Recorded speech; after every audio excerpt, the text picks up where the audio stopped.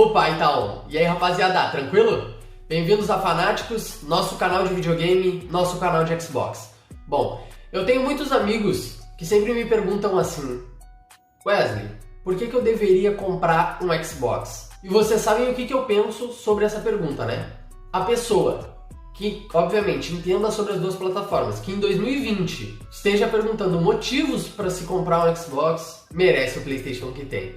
Só que nesse vídeo aqui eu vou falar um pouquinho com a galera que não entende de videogame e que realmente não faz parte de Flame, de nada, e realmente tem essa dúvida. O porquê que eu deveria comprar um Xbox, ou o porquê que o Xbox é mais vantajoso. E bom, rapaziada, tentando deixar, né, eu acho que nunca tem como deixar totalmente de lado, mas tentando deixar o máximo de lado a parte de que eu gosto muito de Xbox, de que eu tenho um canal sobre isso, eu vou responder o porquê que pra mim o Xbox é muito mais vantajoso em relação a qualquer uma das concorrentes. Bom, então vamos ao vídeo de hoje, depois da vinheta.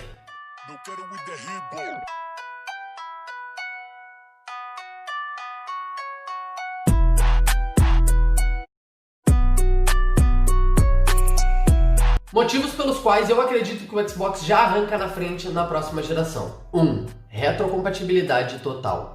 Vocês vão ter a retrocompatibilidade desde o primeiro Xbox até o Series X. Ou seja, vocês vão ter jogos de Xbox original, o primeiro Xbox, Xbox 360, Xbox One e aí sim o Xbox Series X, que vai ter os seus próprios jogos, né? Então eu acho que isso, que nenhuma das outras concorrentes tem, o PlayStation 5 tá remando, tentando ver se consegue trazer jogos de PlayStation 4 para essa geração do PlayStation 5, e a Nintendo, cara, é a Nintendo. Então esse eu acredito que seja, na verdade, até um dos pontos mais fortes da Microsoft, porque muita gente vem com o papo de eu não compro um videogame novo para jogar jogo velho. Porém, cara, se tu nunca experimentou o jogo, se tu nunca zerou o game, pra ti o jogo é novo, a experiência é nova. E muitas vezes tu pega uma franquia também, que nem agora no Series X, vai lançar o State of Decay 3.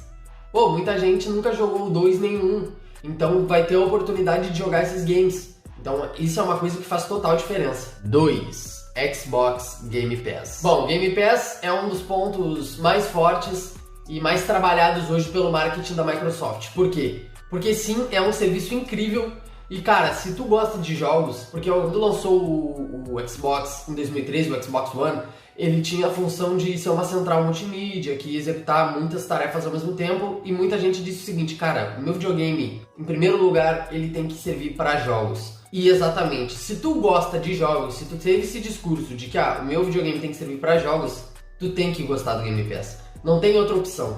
É um serviço onde tu vai assinar uma assinatura de R$40 por mês, tu vai ter mais de 100 jogos, sendo todos os exclusivos Day One, mas isso aí eu vou falar um pouquinho mais pra frente, mas tu vai ter mais de 100 jogos ali, diversos AAAs que normalmente custam entre 250 e 300 reais, tudo por esses R$40 por mês.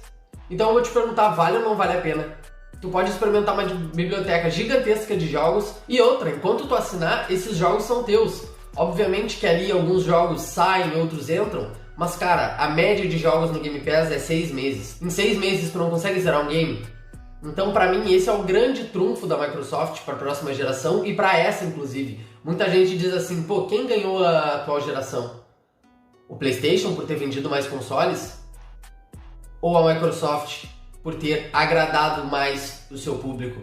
Porque eu acredito que se a PS Now, por exemplo, que nem se compara ao Xbox Game Pass, mas se a PS Now estivesse no Brasil, eu duvido que o sonista não tivesse muito mais satisfeito. Cara, tu ia poder... Eu sempre dou esse exemplo. Eu assinei o Xbox Live Gold por 3 anos e por R$1 eu transformei em Game Pass Ultimate. Então, durante 3 anos eu tenho toda a biblioteca de jogos exclusivos do Xbox Game Pass para mim poder jogar. E eu também tenho todos os outros jogos que entram e que saem. GTA, Red Dead, Devil May Cry, vários outros. Então, eu duvido que se o próprio sonista não pudesse ter à disposição um God of War, um Homem-Aranha, um Days Gone, tudo Day One para ele jogar e não precisar gastar R$250, até porque esses são jogos que não tem multiplayer, então vale muito mais a pena tu alugar esses jogos do que tu comprar ele por um preço excessivo e abusivo. Então eu tenho certeza que o sonista estaria muito mais satisfeito. 3. xCloud.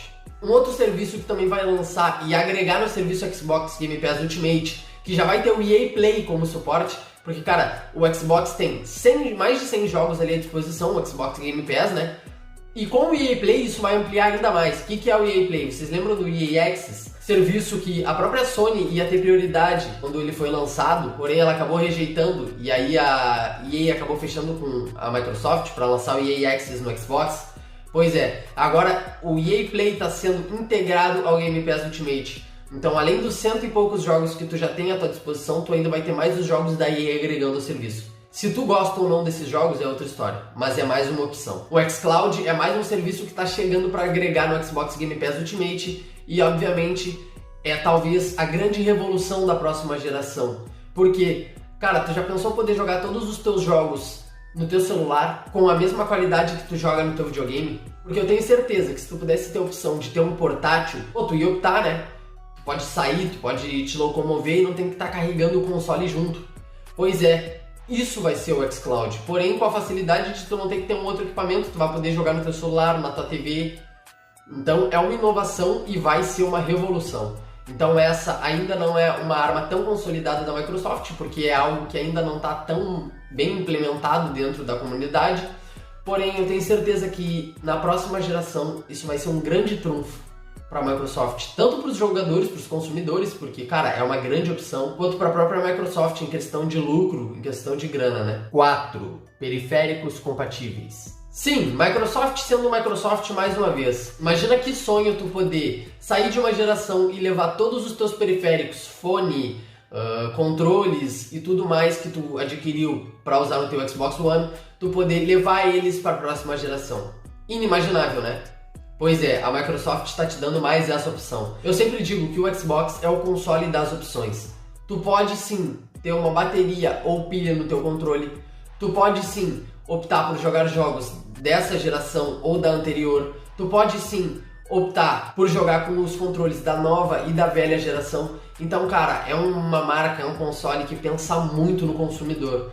Vocês sabem que talvez o grande ponto fraco da Microsoft hoje e o que o sonista pode se amparar para defender que a Microsoft é anticonsumidor são os preços dos controles. Cara, é absurdo, é R$500 um controle de Xbox. Obviamente, até por ele ser muito superior aos rivais, mas mesmo assim, R$500 é muita grana. Então imagina que tu gastou R$500 para ter um controle a mais, que foi o meu caso, e tu pode levar esse controle para a próxima geração.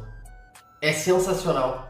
Então eu acho que esse também é um grande ponto, cara. Eu penso o seguinte, se tu é o cara que reclama quando as empresas sobem demais os preços e exploram demais os consumidores, tu tem que ser o cara que está aplaudindo agora quando a Microsoft toma iniciativa de deixar que tu leve tudo aquilo que tu gastou, tudo aquilo que tu investiu nessa geração para a próxima geração, seja jogos ou periféricos. 5. Exclusivos Day One. Sim, rapaziada, como eu já tinha dito antes, todos os exclusivos do Xbox, seja AAA ou seja o menor investimento possível, eles saem Day One no Xbox Game Pass.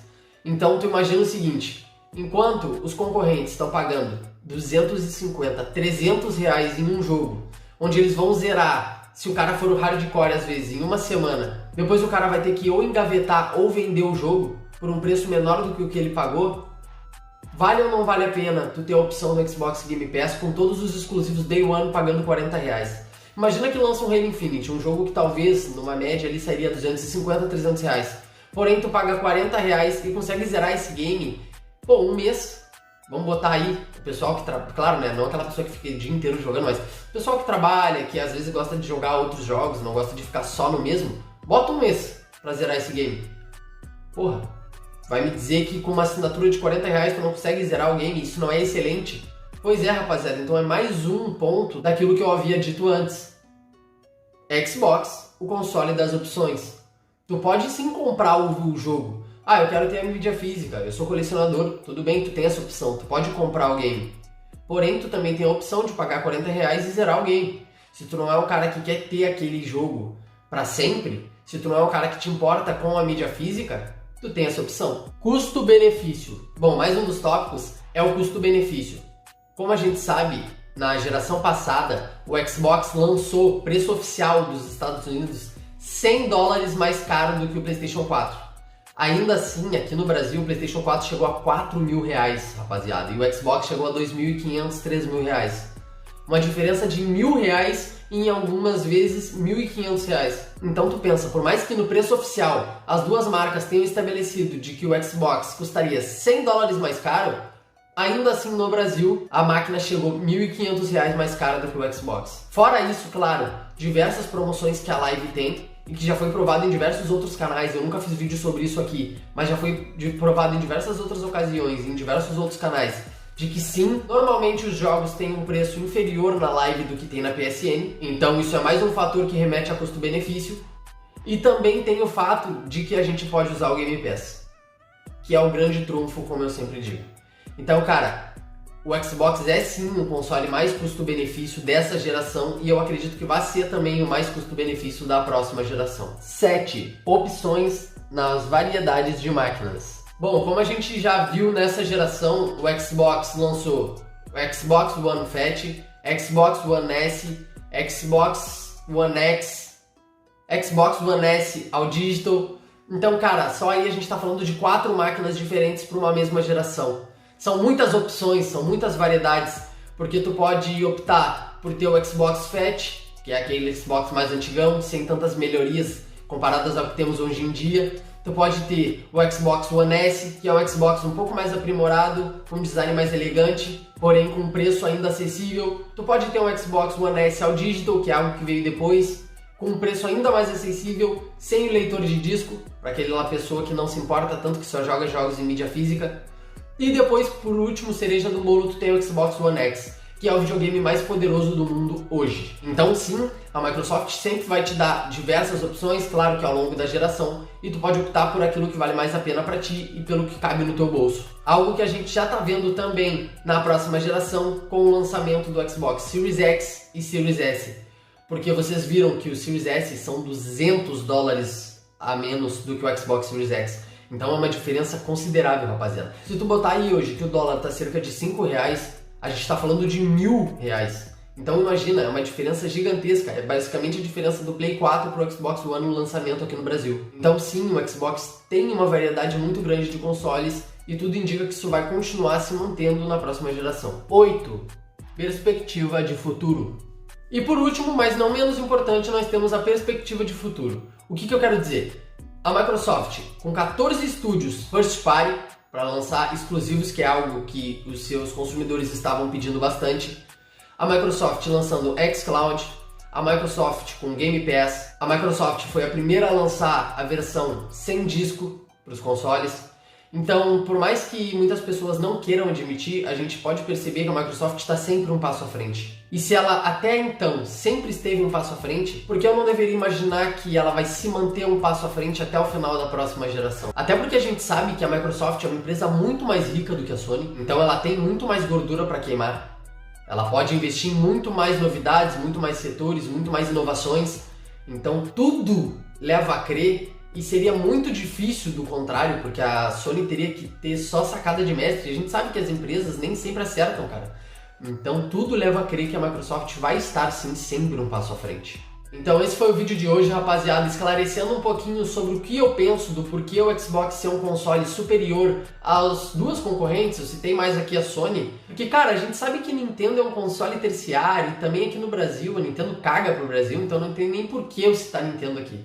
Eu acredito que Sony e Microsoft estão em outro patamar de grandeza quando se trata de videogame, então por isso eu deixei a Nintendo um pouco mais de lado. Esse foi o vídeo de hoje, deixem a opinião de vocês aqui embaixo, seja favorável ou contrário àquilo que eu falei, deixa aqui embaixo para que a gente possa trocar essa ideia. Não se esqueçam daquilo que eu sempre digo para vocês e da importância que tem para mim vocês se inscreverem no canal, deixarem o like, comentarem aqui embaixo e ativarem o sininho de notificações. Assim o nosso canal vai crescer e vai estar sempre um passo à frente da concorrência.